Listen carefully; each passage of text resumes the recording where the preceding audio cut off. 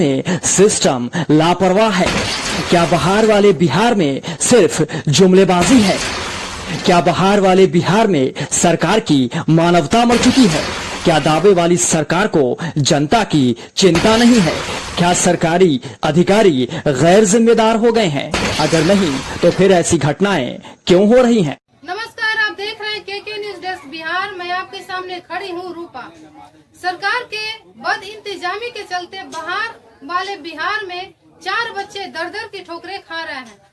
3 साल पहले मां ने साथ छोड़ दिया था और इलाज के अभाव में पिता की मौत हो गई। देखिए इन मासूमों की रूह कांप देने वाली दास्तान। इससे पहले मैं आपसे आग्रह करती हूँ, आपसे रिक्वेस्ट है कि हिंदुस्तान में कोरोना का प्रकोप बढ़ता ही जा रहा है, इसलिए इससे बचने के लिए मास्क का यूज करें, दूरी बनाकर रखें, सुरक्षित रहें, क्योंकि इस बीमारी से बचने के लिए इससे बेहतर दवाई कोई नहीं है। देखिए एक खास रिपोर्ट। ये बहार वाले बिहार की ये तस्वीर सुशासन राज और बिहार में बहार का नारा देने वाली सरकार के गाल पर करारा तमाचा है। ये तस्वीर उन 4 बच्चों की है जिन्हें नीतीश सरकार ने दर दर की ठोकरें खाने को मजबूर कर दिया है। साहब के बदहाल सिस्टम ने भूखमरी और इलाज के अभाव में इनके ऊपर से पिता का साया छीन लिया। अब घर में केवल ये 4 बच्चे बचे हैं और बचा है इनके कंधों पर जीवन जीने के संघर्ष का बोझ।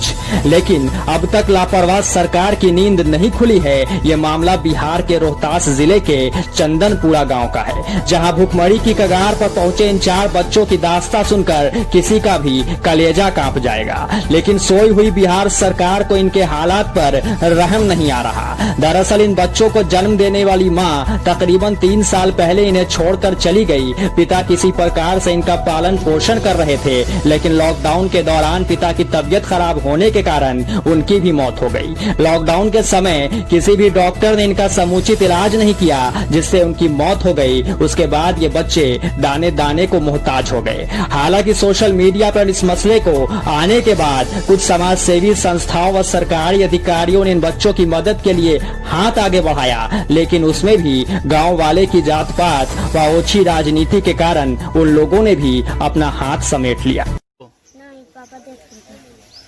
अब खाना वगैरह कैसे खाते हैं आप लोग? पैसा वगैरह तो नहीं रहता होगा?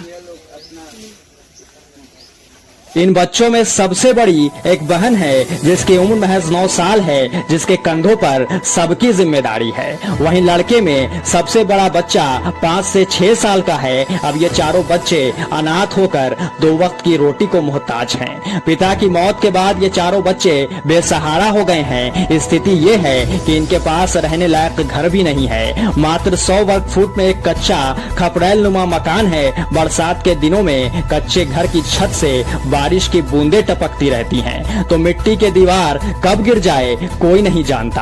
आसपास के लोग कुछ चावल या सूखा राशन दे देते हैं, तो 8 साल की नंदिनी किसी तरह चूल्हा जलाकर चावल पका लेती है और वही चावल दोनों टाइम खाकर चारों भाई बहन सो जाते हैं। पिता थे तो 4 में से 2 बच्चे जय किशन और नंदिनी स्कूल भी जाते थे, लेकिन लॉकडाउन के बाद से गांव में स्कूल भी बंद है और पिता की मौत के बाद अब लगता भी नहीं है कि वो दोबारा स्कूल जा पाएंगे।